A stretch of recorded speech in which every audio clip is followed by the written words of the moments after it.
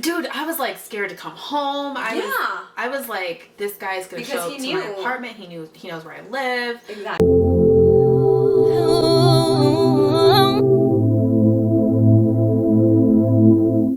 Okay, you're adjusting yourself. All the time, man. Always big booties. It's tight. I would say, what size are you? 32 triple D. Why? Because I have some lingerie, but it's like too big in the cups for me. Yeah. I was gonna say, if you want it, it's for 38 double D, but I think the straps would be too wide for you. Maybe. I'll try it though. Okay. Super. That's a 38. I can be like a 34 double D, but I don't think I've ever tried a 38. I think it might be a little too wide. That's a little too wide. Too wide. Okay. Back to our story. Okay. So you left off with first off, sorry, camera ran out of memory. We're back. Okay. We'll insert it. Insert it. Okay. So the stipulation. Yes. That's where I left off. That's okay. So the stipulation was that he had to continue his medication, he had to go see a doctor, and he had to get his emotions under control. That was my stipulation of getting back together. Yes. If he wasn't willing to do that, I was not willing to try. So then, afterwards, like the next couple of days, I just kept thinking about it, and I was like, this is a mistake. This is completely a mistake. I was like, he's about to come back from this trip. It's such a mistake. And so, like, I knew the code to get into his house because I was supposed to house sit for him. Yeah. And he just had, like, electronic codes to get into his house. And so the night before he came home, I texted him as I was leaving work, and I was like, hey, I'll call you later. I have an errand to run. Yeah.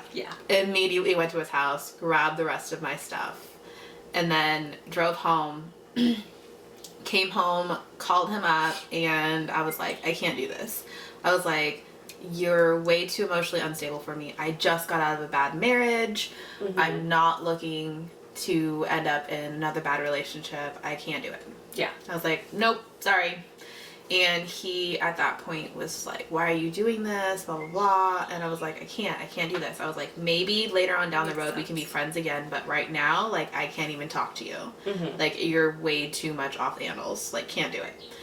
So, over the course of the next month, oh my god. over the course of the next month, this guy tried to get a hold of me so many different ways. Okay, so I don't have a private Instagram because I could care less. I hardly ever post on Instagram. If somebody wants to go stalk my photos, go for it. Like, whatever. You can look at this cute little mug. So I was like, whatever. So he was following me on Instagram. I removed him from Instagram and I blocked him. And I removed him from Facebook. I woke up the next morning to a friend request from him on Facebook, removed it, ignored it, blocked his cell phone number through my phone, not my phone company. So on my phone, when you block a number, your phone doesn't alert you to things. You don't receive text messages from them. However, if they call you, you automatically see a missed call and you can receive voicemails from them. I didn't know that. Yeah. Okay. So, good to say, what kind of phone do you have? You have Samsung? Galaxy. Okay, yeah, so that's what you could do. That's what happens. So I have a Galaxy. Yeah. And so I blocked his number through my phone, so I could still see missed calls, could still receive voicemails, can't see text messages. My phone never rings when he calls me. It immediately sends him to voicemail. Yeah. So blocked his number, blocked his Instagram, deleted him off Facebook. At that point, I did not have any of my dating apps anymore because I had deleted them because I was like, okay, we're together. Yeah. I was so afraid to like re-download the dating apps because I was like, he's gonna find you. He's gonna find out. Yeah. He's gonna find me because he's on every dating app. Another red flag I ignored. Okay, but can we just talk about how you completely did not listen to me? Where I didn't listen to anybody. Okay, I was saying, listen, he's a little much. No. Okay. So then after I blocked him and deleted him on everything. He added me on another Instagram. And then I blocked that Instagram. He went as far as creating a third Instagram. Yep. Had 0 followers just so he could try and talk to me. Yep. Blocked and deleted that one. Yes. Then he tried to call me, left me a voicemail. Mind you, he left me several voicemails over the course of this month. Yes. And he... Snapchat. He tried to add me on Snapchat. Some random person added me on Snapchat, and I was like, who is this? And I don't add strangers on Snapchat. And so... Whoops. I added them because I was like, who is this? And I was like... I messaged them and I was like, who is this? If I don't know who you are, like, I'm gonna delete you. Never responded to me. I immediately deleted it. Like, I waited like a day or two before I deleted it, and then I deleted it because they never responded. I mean, and I saw that they opened it. I saw that they opened it. Yeah. So then, so when he added the third Instagram and I blocked him on that, then he tried to call me, left me a voicemail. Then he tried to message me on Facebook because I didn't block him on Facebook. I just removed him as a friend. So at that point, because we had already initiated conversation through Facebook, we still had that connection through Messenger. So he messaged me on Messenger. He was like, please don't block me. I really just want to talk to you, blah, blah, blah. And I immediately blocked him. And I was like, I'm not going to deal with this. So time goes by. His phone calls went from every single day to like every so often, sometimes multiple times a day. And then I think like a week or two before he finally gave up. Like it took him over a month to give up. Yeah. Like a week or two before he gave up. It was like a Friday night. He called me and left me a voicemail. And I only get alerts when the voicemails happen. I don't get alerts for the missed calls. Yeah. So then I got an alert that I had a voicemail and I was like, okay. So I listened to it. I was like, oh, fuck. So then within an hour, he left me 3 voicemails. And then he called me again right before midnight and left me a 4th voicemail. I didn't know that one. And I was like, what the fuck? He left me 4 voicemails, called me 5 times in one day, and 3 of those voicemails were within an hour. Dude. Yeah. Yeah, no. So I was pretty scared, honestly. Dude, I was like scared to come home. I was like, this guy's gonna show up to my apartment. He knows where I live. Exactly. Like, I don't know what's gonna happen. Not that I was scared of him, because he's kind of a... You could take him. I could totally take him. Yeah. But it's just like the fact of having somebody show up to your place. Like, and that's the part where I'm just like, fuck. So I was just like, man, and like, it's like the world of karma tried to protect me, because the day I broke up with him and I grabbed that stuff from his place, the next day when he came back from his trip... He came back early, though. He came back early from his trip. Yeah. And I absolutely do not see this as a blessing, but at the same time, maybe kind of do. Yeah. That night, the night he got back, I got in that car accident. Oh, yeah. And so after I got in that car accident, like, I didn't have my car. So he could have showed up to my apartment at any time and not seen my car and not known that I was home because I had a rental. True. Like, I'm up from that accident, but still, like, I got in that car accident, and mind you, I'm not at fault. Like, I got in that car accident, and then I had a rental. For a month. I had this rental, so he could have showed up to my apartment at any point and never known that I was home. Okay. So, like, I guess that's kind of a blessing in disguise, but this actually me up. So, I know. Yeah, we're not going to talk about the accident, because, yeah. But yeah, so pretty much this guy, it took him over a month to finally give up. And then, like, the last voicemail I got from him was that he was super sorry and that he just didn't understand why I stopped talking to him, and he wanted to apologize.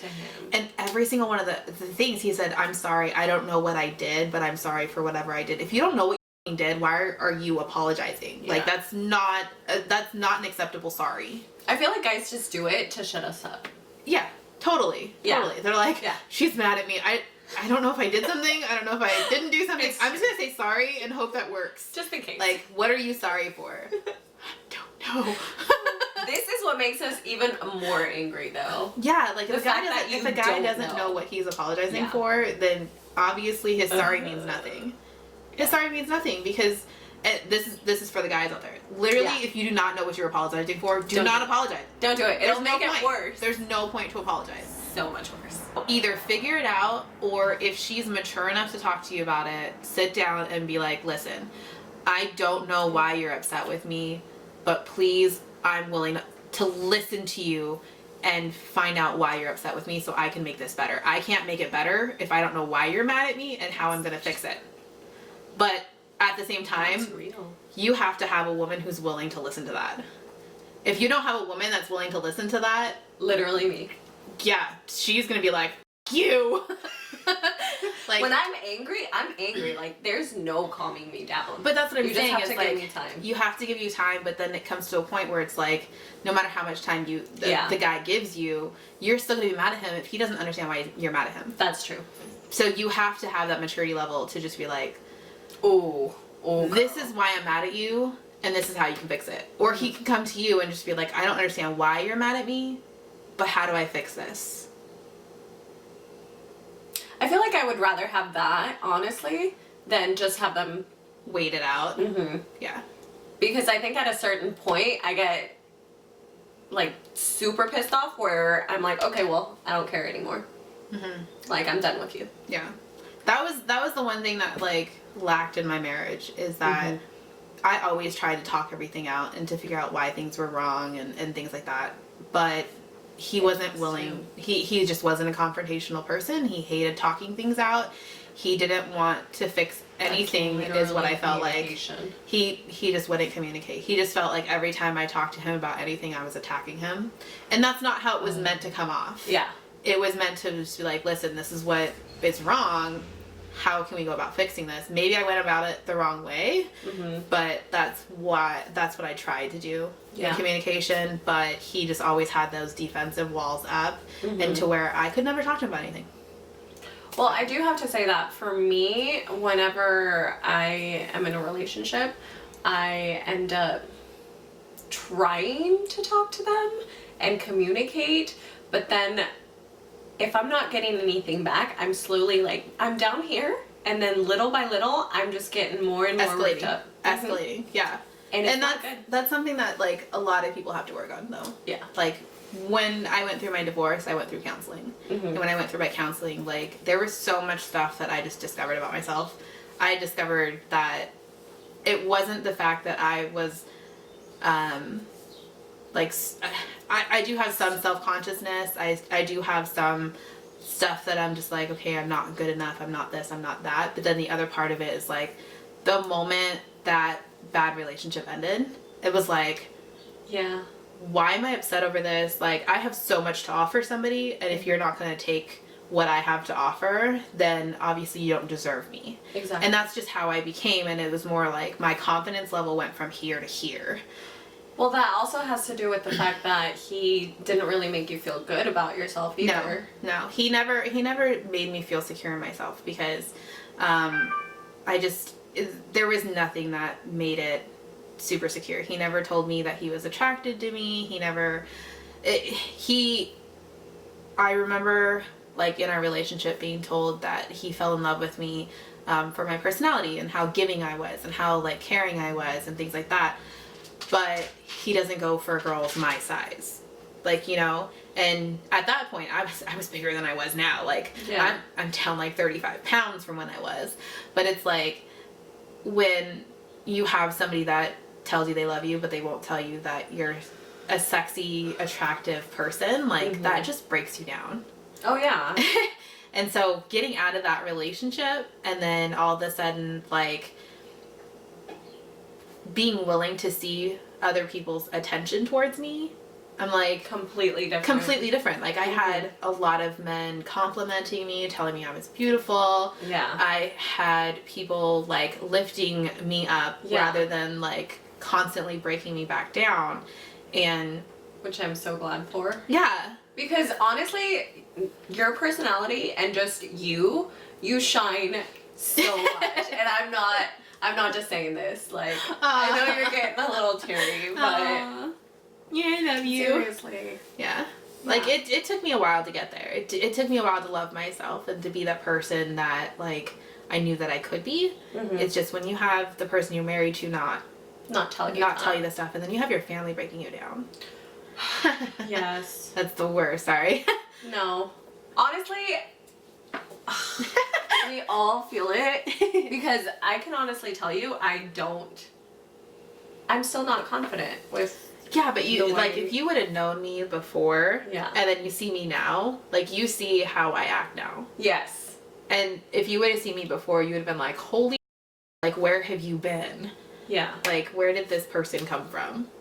And that's what I see. Like, I just see you being outgoing and just being happy. Dude, I'm It's so loud. Okay, I have to, like... No, I have to actually try to get my voice louder to come close to what you have. I'm sorry. Yeah. I can't tone it down. I'm just like, gosh, I'm like, my eyes. No, I get it. Yeah. I'm not even gonna lie. When family tears you down, for me, that's the worst. Oh, yeah. I grew up being called fat, ugly, stupid, all this stuff. And so, like, I grew up thinking that. And then I got to the point where, like, my marriage ended. I'm, you know, in my 30s, and I'm just like... Which is still super young. Like, you know what I'm saying? Yeah. Like, how is it that I can go my whole life thinking I was this awful, no good person when it comes to, like, you know, meeting everybody's expectations to just be, like, all of their opinions? Like, I'm awesome, I'm amazing, I loved myself at that point. And it took a lot of courage and a lot of, like, you know, looking inside of me to see all that stuff. And that's the thing is, like, yeah, I don't even know what we're talking about anymore. Like, you know what I mean? Yeah. So, anywho, that was my story time of the crazy dude who stalked me afterwards. Like, I don't like to call people crazy. I take that back. He's not crazy. In all honesty, he is just emotionally unstable. He needs help. He needs to take his condition seriously, because not taking his condition seriously, this is what happens. And he said it too, like, I'll go to counseling and he told me he would go to counseling. He told me, but it wasn't, you know, even in the voicemails, he would leave me. He'd just be like, I did what you wanted. I figured everything out. I got my shit together. Yeah. Like, literally, it's been a week. You do not have your shit together. Yeah. Like, you need long-term help, long-term attention to your condition. Like, you can't just think a week and one session with a doctor is going to make you better. Like, you have to take that shit seriously. And that's the thing. Like, I don't think you can truly, like, love someone until you learn to love yourself first. Yeah. Which is why it's, like, a constant... It's a constant battle, because if you're constantly second-guessing yourself in a relationship, it is the worst feeling ever. Mm-hmm. It is the worst feeling ever. You have to be in a relationship where... You know, you don't have to second guess what that other person's doing. Yeah. You don't have to second guess, am I pretty enough for them? Am I handsome enough for them? Am I smart enough? Am I caring enough? And always thinking on the back end that that person's going to cheat on you. Or that person is going to find someone better. Or leave you. Or get tired of you. Or just anything. Yeah. You know what I mean? Like, you have to be confident in yourself and love yourself in order for it to be a healthy relationship. You won't have that healthy relationship until you love yourself, because once you know what you have to offer, and you have a relationship with somebody who knows what you have to offer and doesn't take it for granted. No, but seriously, when I was younger, my family would, like, this is where I get my nickname from. It was either Flaca or Bella Annita. And I mean, even though they would call me skinny, they would say, oh, you're too skinny. And then when I gained some weight, they were like, oh, now you're too fat. Mm-hmm. And my mom is Korean, okay? Oh, yeah. No. Me being this size would still be too big for her. Yeah. I feel it. And to imagine me this size, if I was your size, I would still not enough. Yeah. Not enough. You're eating too much. Stick thin, no boobies, no butt, then I'm okay. But, no. Girl. I was blessed up here. My mom's always like, your boobs are too big. Oh my gosh. Oh never. my gosh. A guy has never complained about that. Yeah. My mom You can always, never have my too mom big of a always butt. tells me that I have No. too big of boobs. Nope. Ugh. Like, just wearing shorts, my mom's always like, your ass is hanging out. I'm like, what ass? There's nothing there.